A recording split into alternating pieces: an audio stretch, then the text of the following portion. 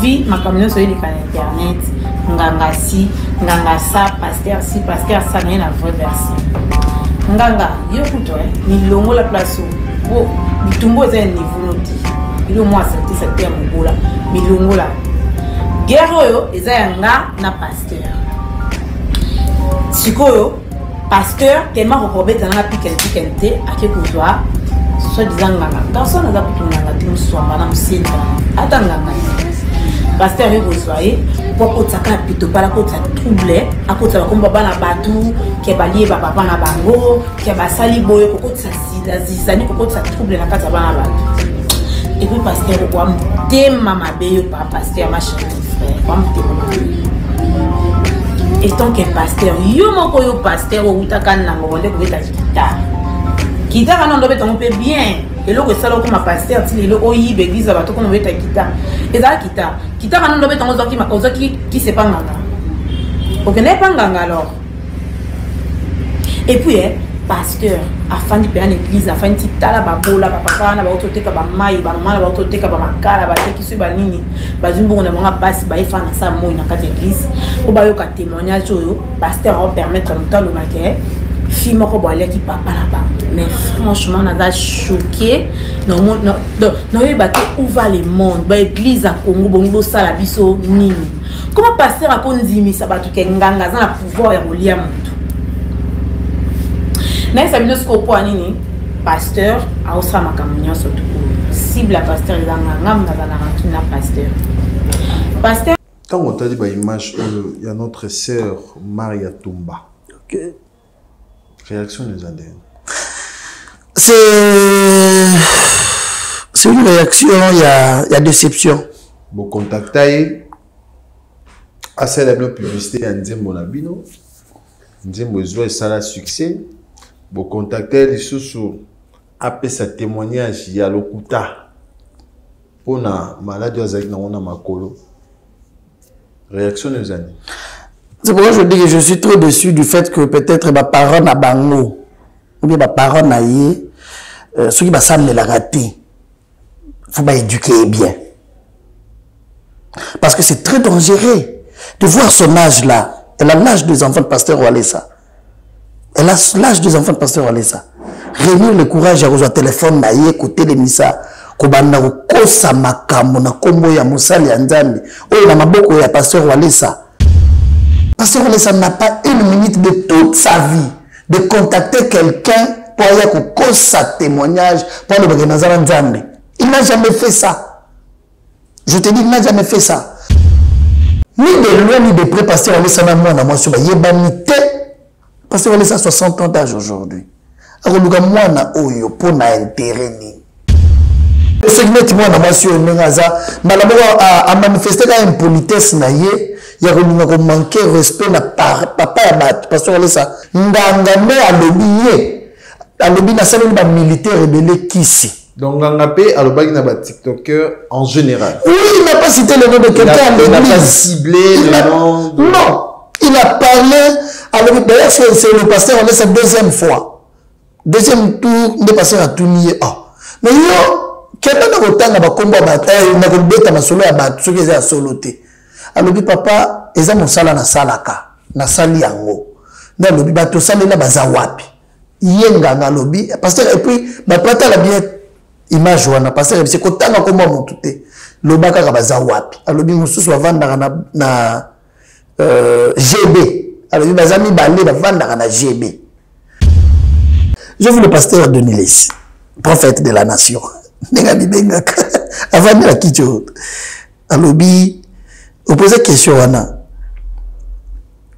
alobi l'église bazo contacter batu pour basa la mankiona ba pesa batu bambongo. Non, il a parlé en général. J'arrive. Oui, il a parlé. Moi c'est une église, je n'ai pas dit qu'il a dit chez nous. Il n'a pas parlé du pasteur. Je n'ai pas dit qu'il a dit chez nous. Oui, oui. Okay. J'arrive. OK. Moi mon problème avec lui est qu'il a dit ceci dans votre émission que nganga wana garçon azanganga te azamutu ya lokuta. Aye ko semer trouble la batte. C'est là où il y a le problème. C'est-à-dire, nous, l'église centre de la vie spirituelle, ensemble avec Claude Kabundu Alessa, donc vous, le garçon, te pesi mbongo biso to ma TikTok te mettre il y a na TikTok il y a na église on va faire TikTok c'est là on va kisser. Tu vois ce qui est sorti de sa bouche. C'est ce qu'il est habitué de faire. Bah on est ba kolo ba manque non on est béni laissi. À la période où on a pasteur Alessa. Je pense que la vidéo doit être sur sa chaîne, la chaîne Naïmoro. Ailleurs on a pasteur Alessa qui naïro singnayo et naïro présenter m'excuse parce que je suis parmi les gens qui vous ont combattu dans cette ville de Kinshasa. Naï babaka tout ça là ba complot pe na ba tebele to bi jo yo auti bujimai bo na kangi mboka boye wala c'est une source na été ba bande no ka boso ba bamba na Kinshasa wala ça azakater. Tu vois, c'est la même personne pour $500 peut-être. Il vient, il soutient la thèse, il soutient l'idée. S'il vous plaît, je ne suis pas d'accord. Ça va créer d'autres problèmes. Rien qui va se créer. Nous allons désormais vous présenter chaque fois, parce qu'il y a de ces gens, l'ami, beaucoup de pasteurs dans ces pays, ceux qui ont AVC. Ceux qui ont malade c'est ces gens-là, les avons chez Walesa. Je vous dis, le pasteur tel. Les parents na bango. Chez pasteur Walesa. Mais ma caméra, ce sont les premiers. Chaque fois, ils créent toujours des problèmes. Ce qu'on a donné, c'est et là, on va me signer. Mais on a dit à pasteur Walesa que na bandai ko bundiso des années na ye na se pardon yoka esilité on arrive au risque non moi ce que moi je veux boza basali na nzambe soka yaki pa na bino ko sola makambo ya bino wana za interne. OK, laissez place na ma question est ici s'il vous plaît, ma question est à ce point. À lobby l'église en général,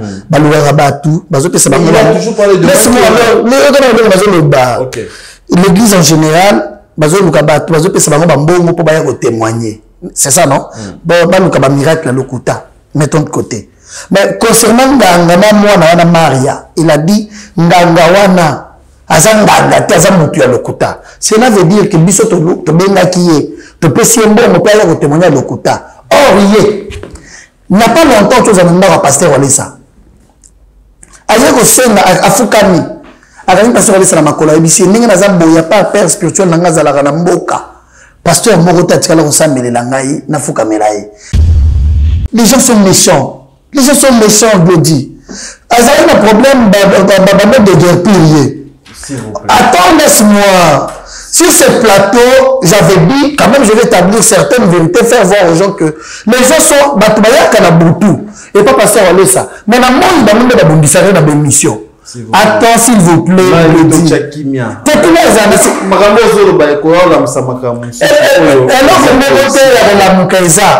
te dis. Parce que ça peut aussi créer d'autres choses. Non. Alors que mon souci, c'est de vous faire voir que ces filles-ci ne peuvent pas avoir le courage de manquer de respect envers un grand homme. Si elles ne sont pas soutenues par les gens, je vous ai dit qu'il y a un réseau, il y a Batozo, j'ai eu mal si réellement si lui, le monsieur doit avoir touché les $500. Parce qu'il est venu voir passer c'est parce que des guerres pires, parce que ces îles, c'est ceux qui ont filmé et vous allez sonner, Sundanga. Parce que ça continue à $1 rébellé. À Pessier. Lorsque le pasteur Walesa peut se dire son intérêt chez Denis, c'était quoi? Merci beaucoup.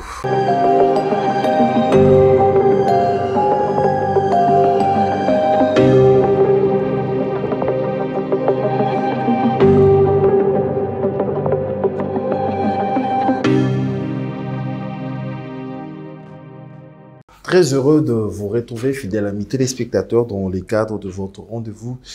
Mesdames, Messieurs, bienvenue dans votre émission Agenda Cultura. Merci à vous de nous choisir pour vous informer. Merci pour la confiance et la fidélité que vous accordez à cette émission. Merci à mon équipe. Merci à la réalisation de cette émission. Je suis avec Fabrice et Bengo. Merci à Gianni Kodia. Merci à MC Riga Manzemba, les notables. À la régie finale, tu vois, Gianni Kodia, Nichimon, Chikote, la Carlo Silika, Papa Laslamich, équipe Mobimba Oyotozana Bango dans cette émission Agenda Cultura. Merci à Awak Travel. Agence de voyage, il y a sûr, au niveau soit visa États-Unis, France, Turquie, Dubaï, Canada. Agence de voyage, Awak Travel avec monsieur le DG Curtis Pandou, na immeuble du 30 juin, 4e niveau, référence photo Guy. Donc, sur Ozawana déjà, Oza Mobimba, bien sûr, numéro affiché na poste téléviseur, Poto Laxabino, agence, il y a solo pour na, ba visa, il y a Bamboka Nyon sur Luka, chez le boss Curtis. Voilà, fidèles amis téléspectateurs, nous avons le réel plaisir de vous annoncer dans cette émission. Il s'agit de monsieur Gédéon du Ciel, communicateur de l'église Centre de Réveil Spirituel du pasteur Walesa, Kabundi Walesa. C'est vrai que l'actualité oblige, droit de réponse oblige. Donc, biso to zarawana, ceux qui m'ont à se sentir lésé, n'a pas propos. Il y a, invité Baleka qui, à un droit, il y a Koya Koloba.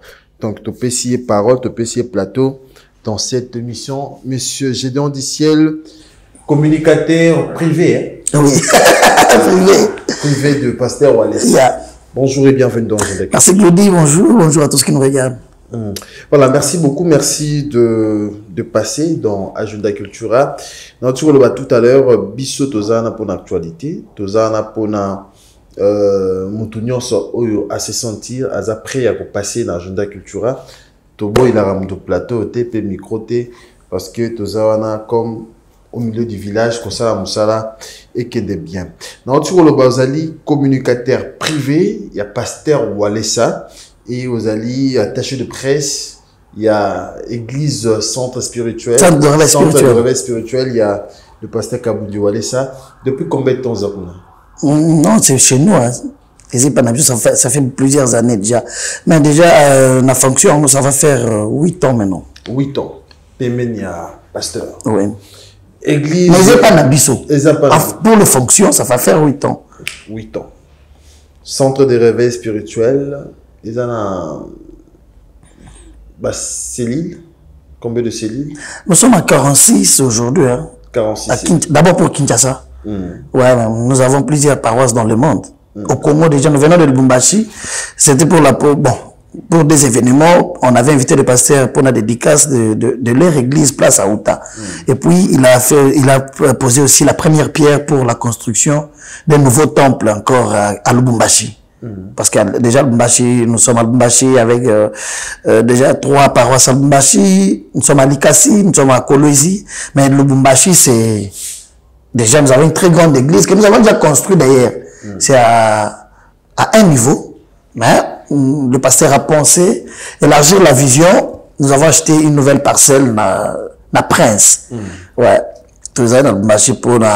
Il a fait à Salipose, il y a première pierre pour la construction et les travaux ont débuté les jours suivants. Ouais. 46 paroisses. À Kinshasa. À Kinshasa. Ma part où il y a église, ma part où il y a pasteur. Ma part où il y a là. Non, ma part où il y a là, c'est là. Ça va dépendre. Mais seulement, Centre de réveil spirituel, c'est un ministère. C'est un ministère de l'évangéliste Claude Kabundi Walesa. C'est pourquoi Balobarango Walesa ministrise. Papa, ma part où je reviens. Il y a pasteur, ma part où il y a église, ma part où... Mais je t'explique. Okay. Un ministère, le pasteur lui-même peut être partenaire de son ministère. Pour que l'œuvre de Dieu puisse aller de l'avant. Il peut donner sa parcelle. Il peut s'acheter une parcelle. Il peut acheter, la difficulté. Si j'ai le moyen, j'achète. Il achète avec son argent, étant partenaire de l'église. Okay. Ouais, il achète. C'est différent de la communauté. Communauté, c'est le bien de la communauté. Mais l'église, le pasteur lui-même étant responsable, étant partenaire, il peut s'acheter comme nous, on a Barumbu, on a un bon marché. C'est le pasteur qui a acheté la parcelle. Tout ça là, il a limité. Là, on priait, c'était dans sa parcelle privée. Tu vois? Avec le moyen que le pasteur a, l'amour de Dieu qu'il a, il peut le faire lui-même. Il peut le faire avec ses enfants, le partenaire de l'église, ses croyants, les fidèles. Il peut le faire. Donc, il y a un avantage à la pasteur, à moi, ma coquille. Il y a une volonté. Ma coquille, c'est volonté. Parce qu'il y a beaucoup de pasteurs qui ont d'argent au Congo, Kinshasa ici, qui ont de belles maisons, mais qui n'ont pas construit le temple pour Dieu ici, au Congo. Ils sont nombreux, soit il y a un côté piscine, il y a bien, mais place, ça mêle l'anzambe ou à PCA, ce qu'il a, ils ont des conditions à bien. C'est-à-dire qu'il faut avoir la volonté, ce cœur-là. Ok. Voilà, merci beaucoup. Je venais à peine d'informer, c'est le communicateur privé du pasteur Claude Kabundi Walesa de l'église Centre de Réveil Spirituel. Alors, l'élo église, combien de temps déjà ministère au Botami? En Oyabiso. Ouais, c'est depuis 2011 que le pasteur Walesa avait pris la décision. Il y a un ministère. Il y a un centre de réveil spirituel, Walesa Ministries. Mais lui déjà, c'est depuis les années 94 qu'il était à l'œuvre de Dieu. 2011-2024. 13 ans. 13 ans. De l'existence des centres de réveil spirituel. Lelo bandimi na centrale, hein, l'église à mon aîné. Beaucoup comme à peu près à combien? Na évité. Tous les billets, ma casse, tous la dimanche, on a pas moins de 30 000 personnes. Parce que l'église n'a pas à si niveau batazati kolo ana nyonso to kangara ba venir ba to nyoko la ba voisin nyonso na boye na sima na prince kuna batbaze belé makasi nyoko la ba voisin nyoko la ba voisin parce que dans un pays sérieux faut que tu aies nyonso libre. Un dimanche voisin avant dit tant soit nganga za occultiste bino bozo sambela bozo salele makelele lui ne prie pas avec vous. Mais le rôle est obligé de se samedi là, voisin n'a besoin de se bagner comme ça. C'est pourquoi dans un pays sérieux, normalement, il faut que ces quartiers-là aient comme Yabiso. Les voisins ne sont pas la biso, parcelle ou ana, to élargir vision Yabiso. Les souhaits écoutent aux alangs. Pourquoi pas Kinshasa, c'est ça, néné, Bakinko les amis. Nous sommes déjà qu'on a des terres. Nous sommes déjà, nous avons déjà commencé il y a société moko ils ont déjà un projet bazo banda déjà net ba bloko tunyo kama imakasi pendant ça la salle de martyr ngi to sala yoana nous avons décidé ya ko banda ça la action nyonso na ba place na biso nous avons déjà acheté ba kota ya ba ntele wana donc église centrale et le makuna te to tika église awa mais to tonga amphithéâtre mo munene pour na ba événement na biso. Exemple, la période, biso tous la période to kena ba prière na ngomba parce que les ça na bana dans partout dans le monde, partout bayaka. Exemple, ba moment ya bongo ya retraite, to ke kuna na zamba wana. To tongika ka bien na ba conditions ya bien. Et puis toujours bana ça la prière na biso côté na biso to tongi hectare belé, to somi hectare belé plutôt. Na ba réalisation pasteur Asali 13 ans après bitonga ebele oyo botogi bandimi oba koti la vision pe ya Mose na Nzambe vous êtes satisfait est-ce que ça va et koki pour nabino non tout ça satisfait parce que nous sommes obligés d'évangéliser encore beaucoup plus pour battre nyonso bandimi la Nzambe comme Christ l'avait dit allez faites de toutes les nations mes disciples et enseignez leur battre bandimi d'abord que c'est Jésus-Christ qui est sauveur le salut c'est dans le nom de Jésus. Aussi longtemps que la boîte de nuit tourne aussi longtemps que makambo ça les mebele banganga bazoza les belé lisusu kala biso leur glodio yebi tant biso to bando kola to yebi ke banganga bazalaka batmo ya salité bazaba batmo boye bazala ina sonya ko bina miso batkinga na zanganga mais le banganga ba ko sala des émissions na télévision bo cultiste kala bazaba bando batama même na ba douche que moi si na yemo va yebate que mobile ni a pratikaka mais lelo occultiste ba ko sala la campagne d'évangélisation ba commis partout ba yebani que autant un journaliste sur les occultistes mais mais muto na comment pédette on lesbienne c'est-à-dire un vent au Satan zolinga imposer biso mais si longtemps que tozana mboka oyo basali ya Nzambe solo bazapé ni tozana pasteur Kabundi Walesa on ne va pas céder. C'est pourquoi tous en attendant les soucis à la campagne, tous en martyr, nous avons gagné plus de 10 000 âmes pour le Seigneur. Tout na baptême, nous étions accompagnés d'un pasteur Walesa de 5h à 14h, plus de 5 000 personnes. Au besoin qui baptême et ça les matin. C'est-à-dire, on va sentir que c'est une église à mener, mais on va c'est que nous sommes tous.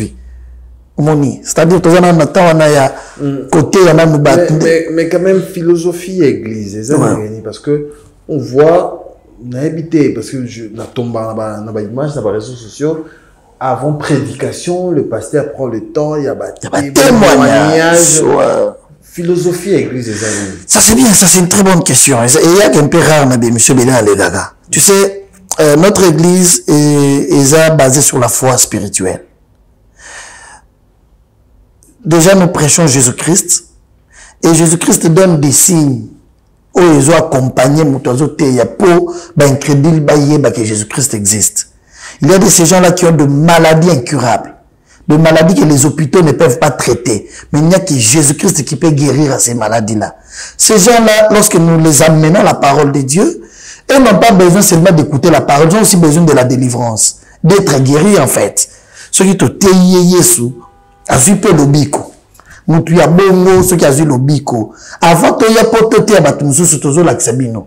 Nous avons connu un cas, il y a Moutazala, exemple, un cancer de la moelle. Dieu l'a guéri. C'est pour réconforter la foi de ceux qui sont avec nous. Et après la parole, et là c'est la parole qui est notre base. Le miracle accompagne la parole. Comme Dieu dit, voici les signes qui accompagneront tous ceux qui auront cru à mon nom. C'est ça. Philosophie, il y a démontrer la puissance du Saint-Esprit. Par la parole. Pour tout ça, il y a l'autorité. Pour développer, tout à l'heure, mais quand même, pourquoi il faut la baser dans le témoignage? Il y a une option de mankiona. Ouais, c'est tout à fait normal pour les bazana nzambete, ou nzambete. Parce que ceux qui ont nzambe, que Dieu agit. Au coquille jamais vous luka mankiona. Vous pas tout luka mankiona, ba luka pour pas comme grande. Pour pas mon ami que Glody azana nzambe, il faut traiter ninga na tambola na kalo, ou traiter kalo yo comme aveugle. Pour pas tout le monde akengai naza na kusambela yo omoninga naza na nzambe. Oh, ceux qui azana nzambe ya solo. Mais pourquoi le pasteur, pardon, pourquoi le pasteur Boza plus basé dans le homme public? Ça veut dire, on a vu des artistes musiciens au Bayern l'église Nabino, parce que moi je ne peux pas là-bas. L'église Nabino pour nous repasser un témoignage devant public. Et ça pour nous quaturer Batou, Bandeko, tout ils ont pour une raison à Rani. Merci Glody. Tu sais, qu'on a pas tiré Batou, c'est aussi bon. C'est vrai aussi. Pourquoi? Parce que... C'est vrai. Oui, c'est aussi... Non, je t'explique que Batou, bazana posa ya konaksa dans le monde entier, ne sont pas des démons. Moi, je vais prendre l'exemple de Werason. Werason. Vous voulez que le monde entier sache que Werason n'est pas enfant de Dieu, il est serviteur du diable. À part la musique qui est comme son métier, même Glody. Mais il y a un journaliste. Vous allez, la spiritualité, si tu es enfant de Dieu, tu sais comment tu utilises la spiritualité. Werason, à part que vous avez le musicien, il a des problèmes qui nécessitent que Dieu puisse l'aider. Tu as bon ceux qui aillent, tu sais lié et qui a moni le beau et nzambe. Tu as son mini à relaxabat. Tu as la moto de Bokanzara, ça païen. Pourquoi il faut la kakabar bateau bazaba? Non mais chaque dimanche nous avons plusieurs témoignages des années tous les témoignages à bateau connu. C'est faux. Je vais t'enrichir la mémoire. Exemple maison na Werason wana. Chauffeur na Sami. Président Sami bonjour. Sami azalaga na problème ba betare mbasu makolomi balé. Ba marayi na banganga moko ta kisenso kuna c'était compliqué. Le président Werason a appelé Papi Kakol pour lui dire que place Boumi Sami à Koukoufa. Boumi n'est pas pasteur Walesa. C'est-à-dire que ça nous fait la joie de savoir que dans notre pays, ceux qui est connu pas, c'est amené d'abord chez le pasteur Walesa. Papi Kakol a mis garçon à Sami, il y a une église à pasteur Walesa. Ma colère il ne pouvait même pas boire de l'eau. Comme 2 semaines, il ne mangeait pas. Il était au point de mourir déjà. Parce que sur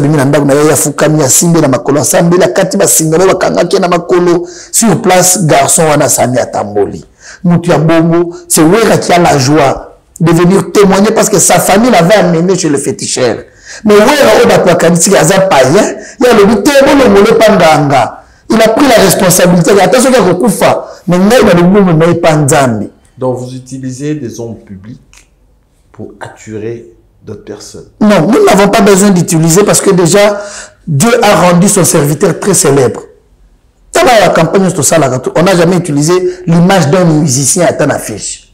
Attends la publicité. Tout ça la campagne de stade de martyrat. Qui des musiciens mon avis le plus célèbre aujourd'hui, c'est le pasteur Kabundu Alessa. Ceux qui battent Baroya Pona Kabundu Alessa. Le Binzan Menaye. Et puis nous bénissons Dieu. Tu sais, le stade de martyr, on a mis tout ça là qui a plein de mots. Tu contactes l'église à ta côté. À part nos 46 paroisses dont je te parle, où nous avons fait le tour dans toutes les communes de la ville de Kinshasa pour sensibiliser tout que tout ça, le programme de la prière. Tous ces gens qui étaient venus au stade de martyr, ils étaient venus pour deux choses. Premièrement, démontrer qu'ils aiment Dieu. Deuxièmement, dire que celui qui nous a invités, c'est un serviteur de Dieu. Parce que si Bazana Bolingo, ceux qui Bazana confiance à Mouta Ben, si Bangote Baroyate. Tu vois, c'est-à-dire nous, on n'a pas besoin aujourd'hui. Tout chose en Albumbashi. J'ai vu plus de 100 voitures à l'aéroport. Il y a dit plein Koyamba, pasteur Walesa. Est-ce que ça a déjà arrivé une fois de contacter un homme public pour qu'on nous témoignage pour attirer aussi d'autres personnes? Aucune fois. Tous ces hommes publics là, dans la relation d'image, je me souviens, l'homme public n'est pas grand. Mais s'il vient voir pasteur Walesa, on a Fukami à Kangena Makolo. Papa na yo lokayo. Parce que question, on a toute la vidéo ensemble. Vie, ma communauté sur internet, nganga si, nganga ça, pasteur si, pasteur ça, rien à vraie version. Nganga, yo kuto, ni longo la place où, ni tumbo est un niveau noti. Il au moins cette terme bola, ni longo la. Guerre yo, eza yanga na pasteur. Sikoyo, pasteur, tellement recobé dans la piquente, à quelque chose. Soit disant nganga, personne n'a pas pu nganga, tu me sois madame Sinta. Attends nganga. Pasteur est besoin, pour que ça soit plutôt pas la côte ça trouble, à côté ça comme baba na batou, qui est balié papa na bango, qui est basali boy, pour que ça zizani, pour que ça trouble la carte bana batou. Et puis pasteur quoi me mama beyo pas pasteur ma chérie frère, quoi me et tant que pasteur, yo moko yo pasteur ou utakana na ngolé ko beta kita. Kita kana ndo beta on peut bien. Et là, ça comme ma pasteur, il est au yib église, à tout qu'on veut kita. Et ça kita quand on doit mettre qui c'est pas nganga. Ok, n'est pas nganga alors. Et puis pasteur, afin de payer l'église, afin de titala babola, papa na ba ototeka ba mai, ba mama na ba ototeka ba makala, ba teki su ba nini, ba zumbu na monga basi ba ifa na sa moi na kati église. O ba yo ka témoignage yo, pasteur va permettre en temps le maquet. Fille moko boile qui papa là-bas. Mais franchement, on a choqué. Non, où va le monde? L'église à Congo, bongo sala biso nini. Comment pasteur a konzimi sabatu ke nganga za na pouvoir ya kolia mutu. Na ça bino skopo nini? Pasteur a osra makamunya sotu. Cible la pasteur za nganga na na rakina pasteur. Pasteur il fallait que c'est là. D'accord. Ok. Quand on t'a dit l'image, il y a notre sœur Maria Tumba. Ok. Réaction des Indiens. C'est une réaction, il y a déception. Bon, contacter à celle publicité en disant mon abino, disant besoin ça la succès. Bon, contacter les sous après ce témoignage, il y a l'okuta. Pour la maladie, on a makolo. Réaction des années. C'est pourquoi je dis que je suis trop déçu du fait que peut-être ma parole n'a pas mot. Ou bien ma parole n'a yé. Ceux qui va s'amener la rater. Il faut éduquer bien. Parce que c'est très dangereux de voir son âge là. Elle a l'âge des enfants de pasteur Walesa. Elle a l'âge des enfants de pasteur Walesa. Réunir le courage à rejoindre téléphone, à écouter les missa, kobanda kosa makambo na kombo ya musali ya nzambe. Oyo na maboko ya pasteur Walesa. Na plusieurs exemples ya Samia au chauffeur Awera. Ayona ba pota ya minene ba yena ya komema. Et pas papi Kakol, les gens que tu connais que tu peux contacter. On a prié, Dieu a guéri ces messieurs-là sur place à Tamboli. Il est venu témoigner à l'église que Dieu, et puis avec des images, je vous les donne. Normalement, le pasteur Walesa, il y a le joueur Fabrice Mwamba, Koufa, en plein match na Poto. qui pasteur allait s'assembler le téléphone à mon aïe ba ibanité sa maman pleurait pasteur allait s'assembler le rôle ba mini ba kata match pe oh nous tout la match ceux qui jouent à Koufi ceux qui a ça regarder ba kata match mais on a pas ba kata match continue l'équipe adverse na ba arbitre ba tout ba lela ba moni garçon na Koufa sa maman priait chez pasteur allait ça on a appelé pasteur allait ça le bossi barana mir. Il a prié garçon assez quoi à jouer avion à le monde a porté on a commis les passé dans des missions de dans le monde déjà sur YouTube Fabrice Mwamba a témoigner il était venu voir pasteur assemblée là na Koufaki kabundu alesa na maboko na ye biso na ba témoignage ya mutoye na le koloro vimba zotambola te ba bete mbasu et ça le bene vimbi boye on touche le nom de Jésus-Christ est Toboka, Toboki Maïbi, Miti, Moutouana, Matambola, Kimimbango. Qui est Kabundu allé ça la recontacter, moi, dans mon monsieur. Aïe, Bissaï, il y a un potana, il y a tout ça, une fois, Bobo, solo. S'il te plaît, s'il te plaît. C'est une question. S'il te plaît. Écoutez, écoute. Parce qu'on est dans les réseaux sociaux. Pasteur Atalaki na salaka 100 cas parce que Atalaki te bo contacta qui na nzembo na bino aselaki bino promotion. Mais vous faites la confusion des choses, c'est pourquoi parce que ça a la malédiction. Elle n'a pas été contactée. J'arrive. Moi je travaille avec le pasteur Walesa qui est pasteur responsable d'une grande église. Qui est pasteur Obakoutara partout dans le monde Bayaka Olukaye pour moi na nzamba zo sala. Et ces gens-là existent, ils ont vu la main de Dieu dans leur vie. Parce que ça n'a pas une minute de toute sa vie de contacter quelqu'un pour aller cause sa témoignage pour le Nzambe. Il n'a jamais fait ça. Je te dis, il n'a jamais fait ça. Mais vous confondez les choses. Nous avons l'honorable Van Walesa que je dis bonjour déjà en passant. Il est musicien. Parce que, apparemment, c'est comme si Dikamoza Bongo. L'honorable Van Walesa est musicien à côté studio. Il a son producteur, il a son équipe. Il a son manager. Ok? Van côté de ça la musique parce que Walesa Zakunate. L'honorable Van a sali à l'album ya Bilaka. La première chanson Bilaka, t'as la promotion nango. Son équipe a contacté les chaînes de télévision. Son équipe a contacté les TikTokers. Son équipe a contacté les journalistes, il y a différentes chaînes pour la promotion de la chanson. Na TikTok, ceux qui sont influenceurs 5, 6, 7 pour ça la challenge Yanzembo et que TikToker a dit non, on a ça là, on paye moi 200, 300, 500 000 $, je ne sais pas moi. On te paye pour la promotion de la chanson. Mais limite-toi là, parce qu'on est donc c'est la personne qui a contacté Maria Tumba et c'est le fils de Pasteur Walesa. Ce n'est pas le fils de Pasteur Walesa. C'est l'équipe de management de l'artiste musicien. Walesa. Van Walesa. On n'a pas contacté Maria. On a contacté le média pour la promotion de la chanson. C'est comme si, moi je viens ici dans la scène de DJ, je contacte la chaîne pour la promotion Yanzembo. Je paye l'argent. Du coup, et comme chantage. Tu vois? D'ailleurs, j'ai été surpris lorsque ma maman m'a dit je dois aller déjà dans un TikTok, parce que ça dans TikTok, nous sommes focalisés dans beaucoup de choses. Moi, j'arrive, aide-moi. Nous sommes focalisés la promotion ou bien la relaxabat, pasteur Walesa. Je n'ai jamais contacté moi une équipe à TikTok pour un témoignage à pasteur Walesa. Mais je l'ai contacté plusieurs fois les chaînes de télévision, les chaînes YouTube. Je les ai déjà contactés plusieurs fois. Nous avons été au stade de martyr. J'ai contacté des journalistes et la presse en ligne. Je fais des conférences de presse plusieurs fois. Je n'ai jamais contacté ma TikTok parce que dans ma tête, c'est un vent en fait. Je n'ai jamais pensé à ça. Nous étions surpris de voir que ni de loin ni de près, parce qu'on laisse un amour dans moi sur la yébanité, parce qu'on laisse à 60 ans d'âge aujourd'hui. Alors, moi, na oyo, pour na intérêt ni.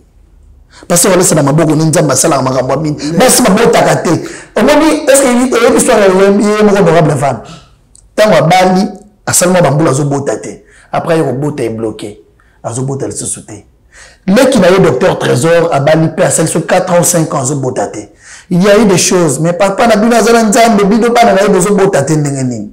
Mais ça semble la batte, sous mes bandes n'a eu mot babo takate. Parce qu'on laisse à benga. Van a un dimanche à l'église, à benga il se van. N'engo yembi bien, n'a pas sur ma passe à l'élo. J'ai le pouvoir. Un homme de Dieu, Dieu nous donne le pouvoir. Il a prié pour Van, à l'objet n'a pas sur ma passe. Son frère Trésor est venu aussi. À l'objet Trésor, comme tu es violent, au profiter de la bénédiction, grand frère, il peut la paix sur ma passe. L'église et le monde entier, soyez témoins. 2 ans après. Tous deux, ma beauté, ma passe. Où toi, c'est la parole, Wana. Il y a aussi la parole, il y a aussi la parole pour Atayo. Neba le baramai et n'ingana pambate. Ouais. Ba pasteur baza ébélé. Je dis bien ébélé. Pourquoi la fille a cité le nom de pasteur Walesa? Parce que la fille se retrouve dans la difficulté spirituelle. Je peux dire ça moi. C'est quoi la difficulté spirituelle? Nous avons reçu un garçon à l'église qui est venu, on ne le connaît pas. Déjà, je peux citer les noms, quel garçon? Il s'appelle Dieu merci. Dieu merci. Azanganga, c'est de ça que je voulais parler. Garçon, on a toyé billetté. Au mois de juin, j'étais contacté par mon petit Koraf, petit chose à terre à blog na TikTok de temps à autre. Koraf m'a appelé pour me dire non président, nazana kata rosolola mutumoko awa ayebisi ngazanganga, c'est un militaire. Azoloba, azoluka akutana papa Walesa asambelela ye pour appeler ça ici. C'est Koraf qui me dit ça. Je pense que c'était le 24 juin. Je relaxe juste ça dans mon téléphone. Ok, il n'y a pas de problème. Le 24 juin, que Koraf me parle de cette histoire-là. Que non, le monsieur Azanganga, Azoluka, pasteur Walesa, Asambelelaye. Il a contacté Koraf parce que Koraf a trop, na Babilo Kowana ya. Ouais, je vois ça. Il y a TikTok. Oh. Je lui ai dit, petit, Babilo Kabanganga na Tolingaka yango li société. Parce que Banganga bébé bazalaka ceux qui aillé bosambeleli et kakei. Ceux qui sont faibles qui battement ba bengi ba pesi mbongo. Bato ba linga pasteur Walesa te. So ba pesi mbongo ba réussir le kana TV le baké témoignage na sala qui pa Walesa sala ya lokuta. Ya monto linga biloko wana tabi non, oh apparemment il est sérieux. Il a commencé à m'envoyer les audios. Déjà c'était le 24 juin 2024. OK, la conversation. Bawetaki kokomisanga chef coutumier na mboka ba mère na Pimo. Esinga bakisi ba demander fona boma bana na ngai na boma pe na mwasi ina saba se mwasa kimi a divorcer nanga kimi na bana bimi na ndako nikola bakisi on ekenda ko zona mboko ba bingisenga na mataki avion. En fait ba pasteur moko te bakokaki koluka komaîtriser nga na babiloko wana bakokaki yango te. Mais ntango tozalaki lobi na 20 mai na de ya pasteur Barut lomoni papa ntango napesaki kaka aprelaki ngaka wana nafukami kaka na 20 mai ntango papa bimi nasansili bomi nango ebaluki nasali diarrhée moko incroyable nasumba biloko ya noir je ne sais pas famille nanga na poto bazo sola nanga te ba grossesse depuis na évangile na mboka bakaboli beaucoup en 2 parties ba pesa ngango na mimi on a chassa isawa sikoyo na ebiti na kosala na mikota se ba chef nanga ya boulot na présence est-ce que moi j'ai liné ndo pesa ba kiche ba passer Walesa tout le monde ba boy ba lobi non ekosala maté ba boy ebiti so na kosala ndeli chef vraiment je ne sais pas mais attends on a zonga qui bisinga so na jibilo kwa na kenango et pas passer Walesa tout yango akufa et en plus ba lo bana na nde bazana na pe ba obuma bango bisika bakimi masa kimi na bana a divorcer na bana kena deux filles en zemi ya 8 mois akimaki depuis ba auto pesa nga beaucoup nzikuna na mboka ba mama na oncle donc aza chef de groupement abengaki tous les coups babini nga bapesi nga babiloko nde sikoyo babiloko abe nayebisi bashe babi kopesa pasteur Walesa te atumba babiloko na ye nga bino na expliquaki papa boyaki te abisi nga ok napesa linyango na bato na ye nabenga na ye na biro nde bachef babi komeka kokende te okobela libomo kokufa na misi meme ntina poto fami basolisa nga te fami bima na Kinshasa basolisa nga te babenga nga te natikali nga moko na Kinshasa na bachef sedu na fami te bana bakimi dusela natikali ngai moko nde naza buna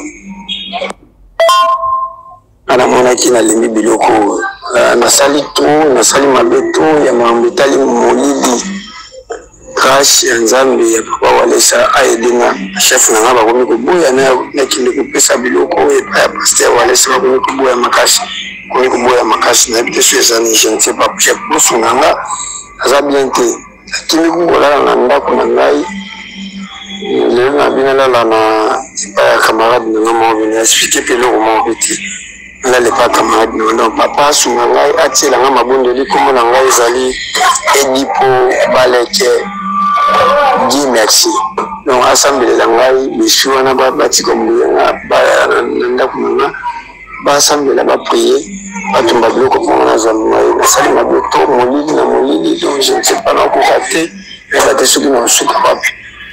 Voilà, merci beaucoup. Walesa audio ya Nganga. Depuis le mois de juin, on a comment Koutana pasteur. Déjà Koutana pasteur na matanga ya pasteur Barouti. C'est par là où il a vu le pasteur. Aye amibwa ki na makolo na ye. Aye c'est papa Walesa sunganga na zana likambo kwa waedenga. De pasteur apesier président ya sécurité wa zala Yohana Ndeko Serge. Aye bisie c'est changé na mona nga obusolola. Serge pe amona ine tikaka mutu bazo monde déjà concentré na sécurité ya patron na yo bozobima. Azim s'est changé de numéro, mais il n'a pas vraiment eu le temps de considérer à nous. C'est après que nous à côté de TikTok, à Monique Raf, nous abandonné qu'on commet dans TikTok, s'est changé de numéro, nous a tiré le audio. Et s'il vous plaît, vous aidez nous, mon pasteur Walesa Sambelanga. Déjà c'est quelqu'un qui comme connaît pas histoire na bandeliwana. Moto bo ebité, c'est pas que toki ba audio, yenda zo lokalisungi nzamba aider. Alors kombo ya bandeko ya ba TikTok ebimi ndengeni. Na ça peut super que kombo ya bandeko TikTok ebimi, ba poko kota na témoignage, l'église na biso c'est une grande église d'un homme de Dieu responsable, oh na mboka oh les autorités de ces pays. Consulte le pasteur Walesa à chaque fois. Il ne peut pas. Quelqu'un qui vient dire que n'a na sala kisi na kanga atamo sama ya lobby na sala kisi na kanga glodi na kisi. Akoyi ko ba jamais na miso abatu ke glodi journaliste SMB ba kanga na kisi pas moi si. Ça n'a jamais existé. Na kama pene na fille TikTok ba peli na likambo. Le monsieur parce qu'il est venu pour na la repentance na ye. Pose un témoignage te. Et azo ça la repentance publique. Et bandi et pas passer à l'ESAT. Et ça recommandé pour battre comment le monde de ténèbres œuvre. Oyebi to yeba histoire ya mopero wa maloba.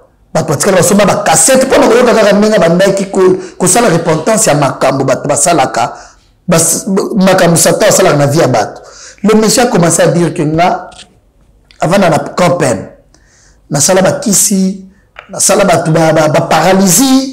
Ce qui m'a dit que le Glody a un succès makasi na ligne au bisaye même sala na salaka na sala na ba joueur mususi ya foot na sala ni ba toyer na TikTok pe na ba fille bazo sala ba succès na sala ni pe na fille mususi ya TikTok ba kisi eza la fille mo va contacter na sala la kisi li fifa ya ba solo la ki après fille wana ba bi ba repérer succès ngo zo luka ye pe fille wana au retour ba zuma bota na ye. Il n'a pas cité le nom de quelqu'un.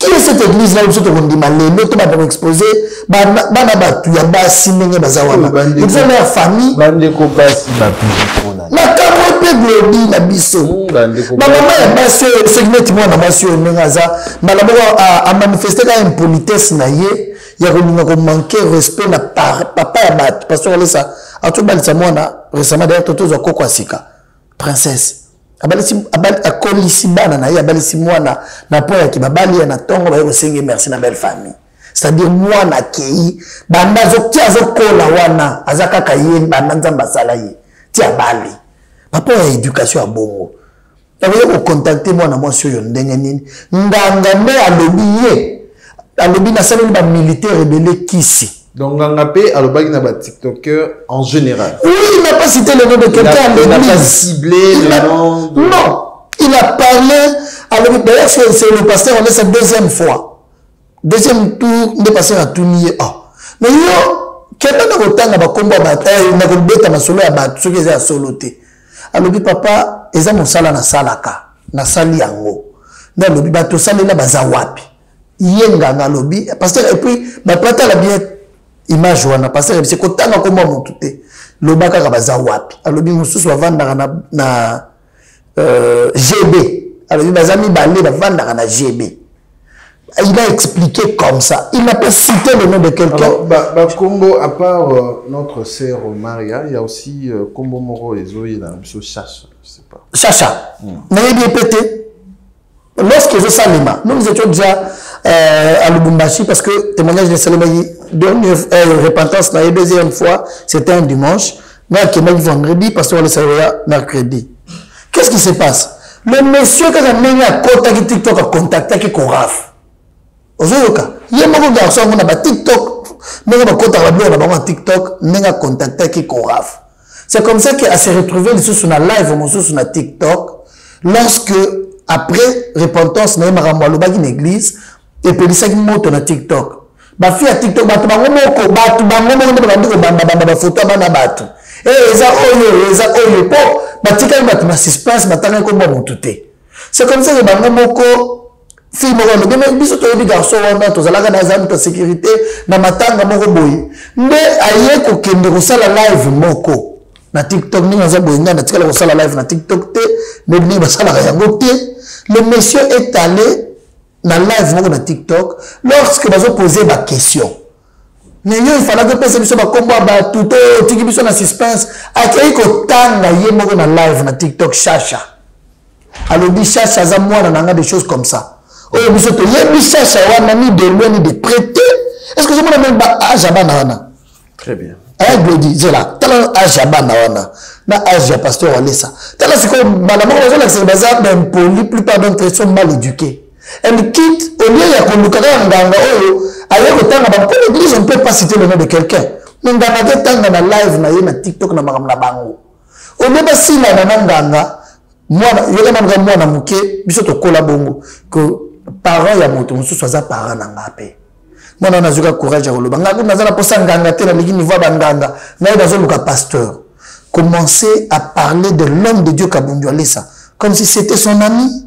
Alors, la vidéo, qui passait, Alessa déjà, Yebi, Aoutakananga. Tout ça, nous avons compris, c'est un réseau mafié. On peut dire, pasteur, il y a beaucoup de gens dans ça. L'un d'entre eux, quand on a TikTok, nous a contacté, nous a mis la culture dimanche, on a une église, on a une conversation, on a une magamutu, et ça, on a bateau, on a payé ça, on a $500. $500, yo dossier tel attaqué, on laisse ça boy. Yo boy. Tu vois déjà prévenir que yo mon mari, on mari, il pasteur, on laisse ça. Pour la vidéo, on a lobby, par Aoutakananga, ayemba na baka beta la guitare na ye parce que laisse n'a jamais été de kananga akendaka na ngata sur voyage aki côté ya zongi parce que laisse ko beta guitare te na vie na ye parce que laisse beta rando le comblé nous dimba bonda na ye ya komisa abando komisa na nzambe kala tu sens que on a donné la matière na batu mais azana maîtrise ya matière wana te ce qu'on a dit que mais c'est que ça yete mais mon qui est pas dans le salon qui m'a solano. Mais vous ne pouvez pas laisser entrer dans ça. Non, quand même, il faut du respect. C'est pas son nom? Non, le pasteur de l'Église. S'il vous plaît. Il y a le roi pasteur Walesa, Namoni Walesa, ya Vandia. S'il vous plaît, quand même, tous en respect, il y a Bassin Nzambe. Écoutez, vous en respect. Vous savez, moi je suis quelqu'un de respectueux et je respecte tout le monde. Je ne pense pas que le Banamoni de Nile Saya Vandiawa n'a manqué de respect. Non, le pasteur. Et surtout, c'est pas la yo, si tu peux pas en plus, attaché de presse, il y a le pasteur Walesa quand même. S'il vous plaît, Et si je ne suis pas convaincu, pourquoi vous avez convaincu? Mais c'est ma conviction. Tous ces gens qui parlent, est-ce que le président de la République, tu sais qu'il y a tous les gars, le président de la République. Est-ce qu'il changeait à cause de la présidente? J'aime ça dans le petit. Tu sais, président de la République, à l'école, tu sais que dans tous les cas, est-ce qu'il échangeait à cause de la présidente? Bon, sorry, je vais te faire plaisir. J'ai vu le pasteur Denis Lessi, prophète de la nation. Avant de la Kitcho, à l'obbi, vous posez question, Anna. À l'obbi, l'église, va contacter Batou. Pour basa la manque qu'on a, non, il a parlé en général. J'arrive. Oui, il a parlé. Moi, c'est une église. Je n'ai pas dit qu'il a dit chez nous. Il n'a pas parlé du pasteur. Je n'ai pas dit qu'il a dit chez nous. Oui. Okay. J'arrive. Okay. Moi, mon problème avec lui est qu'il a dit ceci dans votre émission. Que nganga wana garçon azanganga te azamutu ya lokuta. Aye ko semer trouble la batte. C'est là où il y a le problème.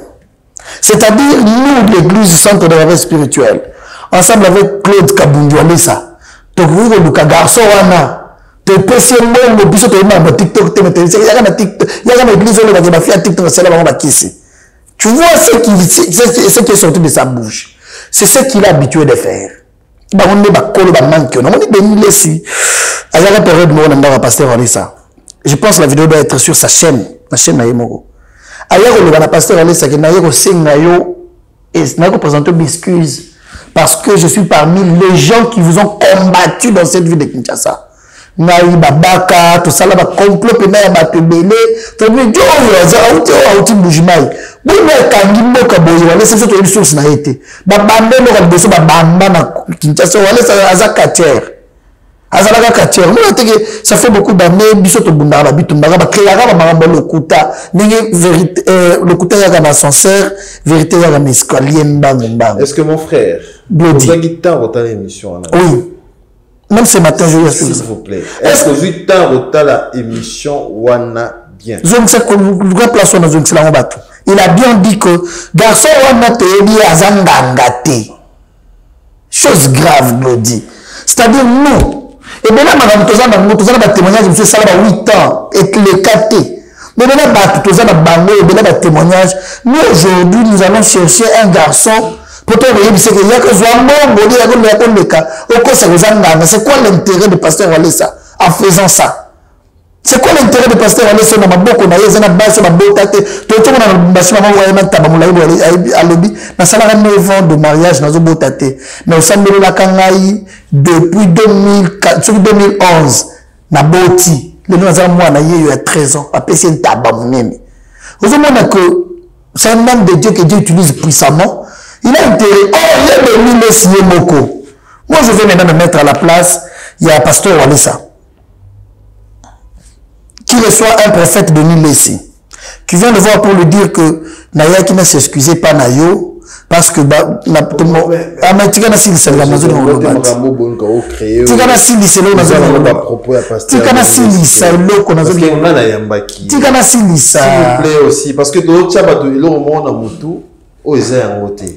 quoi? Il a parlé en général. Non, moi je parle sur il n'a pas cité le nom du pasteur Walesa, a affirmé le côté, a beau IP et la confusion. Moi je dis ceci, c'était dans votre émission sur ces plateaux. Le gars a place à l'Omagambanga. Il a dit quoi? Il a dit garçon nganga, azanganga, te azaya lokuta. C'est là où moi je me pose. Or, na mboka o Kinshasa tozana ba jaribu quartier na ozone na malweka nyoso ba yebi grand quartier aboma ba to salama modele ayana ba kise belé après ça libeli nzambi là l'église jusqu'aujourd'hui tu peux à tout moment ko sala même mission mais to linga ba biloko na to l'exaraté il n'y a pas longtemps ba to ayana ba kise belé to tumbi ba nyoka ya milai ba to besoin na ba kise besoin pesa besoin epanza non nous ne pouvons pas rejeter les gens c'est comme on va donner mais si menye bazami tema mabe et là on va me siliété ndenge nalobi aya koloba na pasteur Walesa que na bandai ko bundiso des années na ye na sengo pardon yoka eselité on arrive au risque non moi ce que moi je veux boza basali na nzambe soka yaki pa na bino ko sola makambo ya bino wana eza interne. OK, laissez place na ma question est ici s'il vous plaît, ma question est à ce point. Alobi l'église en général,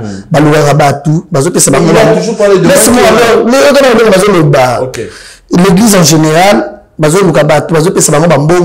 témoigner. C'est ça, non? Miracle mettons de côté. Mais concernant Nganga Maria, il a dit Nganga cela veut dire que biso to benga kiye to pesi mbongo pa ya témoigner lokuta. Or il n'y a pas longtemps que vous avez demandé à pasteur Walesa. Avec au sein à Fukami, avec pasteur Walesa na makolo ebisi ninga na zambo ya pas père spirituel na ngazala na mboka. Pasteur Morota tikala osambela ngai na Fukamela ye. Na ye kofuka mo sambela ngai, j'ai un problème très compliqué moi et ma femme. Ça fait plusieurs années il y a makambo makasi ba makambo chambre ba tu peux pas parler. Attends. Maintenant il était venu demander la prière.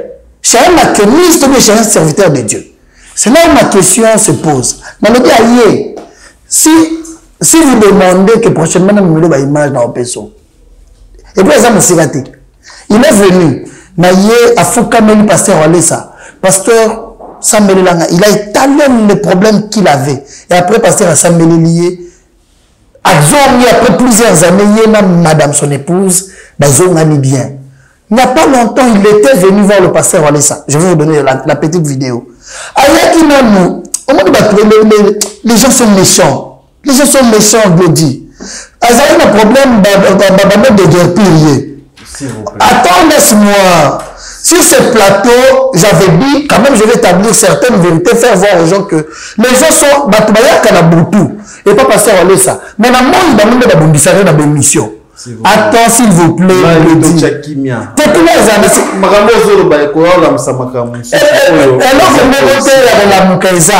je te dis. Parce que ça peut aussi créer d'autres choses. Non. Alors que mon souci, c'est de vous faire voir que ces filles ici ne peuvent pas avoir le courage de manquer de respect envers un grand homme. Si elles ne sont pas soutenues par les gens, je vous ai dit qu'il y a un réseau, il y a Batozo, j'ai eu mal si réellement, si lui, le monsieur doit avoir touché les $500. Parce qu'il est venu voir passer, c'est parce que des guerres pires, partout, saisir, c'est ceux qui ont filmé, et vous allez sonner, Sundanga. Parce que ça continue à $1 rebellé. À Pessie. Lorsque le pasteur a passé de bon rebellé, son intérêt chez Dominique, c'était quoi? Merci beaucoup.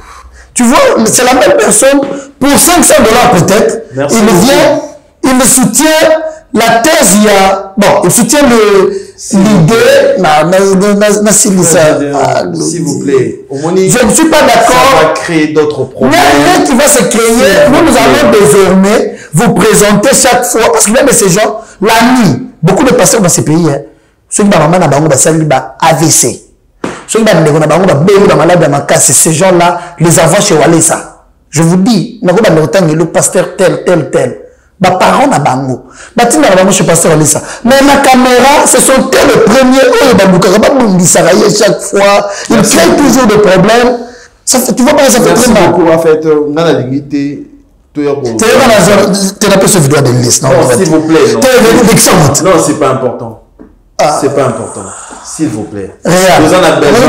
Non, s'il vous plaît. Nous en avons besoin. Il y a Kochak qui vient entre vous, les pasteurs. Toros a dit qu'il y a une émission pour nous susciter ma mort. Non, mais lorsque aussi. Toros a lésé au CPDT dans ma propos. Tu as déjà parlé. Alors, Kochak a vidéo pour surtout pour la scène mais vraiment na comment vous allez un peu nini, s'il vous plaît. Voilà, merci beaucoup, c'est Gédéon du ciel, communicateur privé du pasteur Walesa. Merci beaucoup aussi Sinayo, l'invité. Je pense que faut tous sous deuxième partie de l'émission. Vraiment, on a pour mettre yo. Semaine prochaine, on va inviter encore une fois sur ce plateau. On va aussi parler Alors, mot de la fin. Mot de la fin est que j'avais dit, j'avais dit, bon, quand même ça, je ne vais pas laisser passer. Je vais avoir le temps de donner de vérité à Batouazotalabiso. Que le pasteur Wale, ça n'a pas intérêt, même une minute, il y a que le miracle, il y a le kuta. Nous sommes tous à la berceau, tous à piscine, il y a un miracle. Nous avons Dieu qui bénit. Deuxièmement, tout le monde qui a eu à diffamer l'évangéliste Claude Kabundu Alessa. Si le pasteur Wale ne réagit pas, il a ses enfants. Il a des enfants spirituels qui vont s'engager. Il y a la justice de Dieu. On vient d'opinion, mais là, c'est la justice de ce monde, ici sur terre. Que la justice fera son travail. Merci beaucoup. Il y a beaucoup de gens qui sont lésés, qui se sont décidés. Ils ont dit non, ça c'est de trop, on s'engage pour ces dossiers. Dans la pasteur Alessa, de partout, Siliki. Nous s'engager. Nous avons dit, merci beaucoup le frère Gédéon Diciel. Merci à Awak Travel, agence de voyage, il y a sûr, au soit visa États-Unis, France, Turquie, Dubaï, Canada, agence de voyage Awak Travel avec monsieur le DG Curtis Pandou, un immeuble du 30 juin, 4e niveau, référence photo Guy. Donc, sur Ozawana, déjà, on a mobile. Bien sûr, numéro affiché na poste téléviseur. Poto Laxabino, agence, il y a solo pour na visa. Il y a Mboka sur le boss Curtis Pandou. Voilà, merci beaucoup à Fabrice Sebeno, merci à Gianni Kodia, merci à tout le monde. On se retrouve très prochainement pour un nouveau numéro de Agenda Culturel. Merci.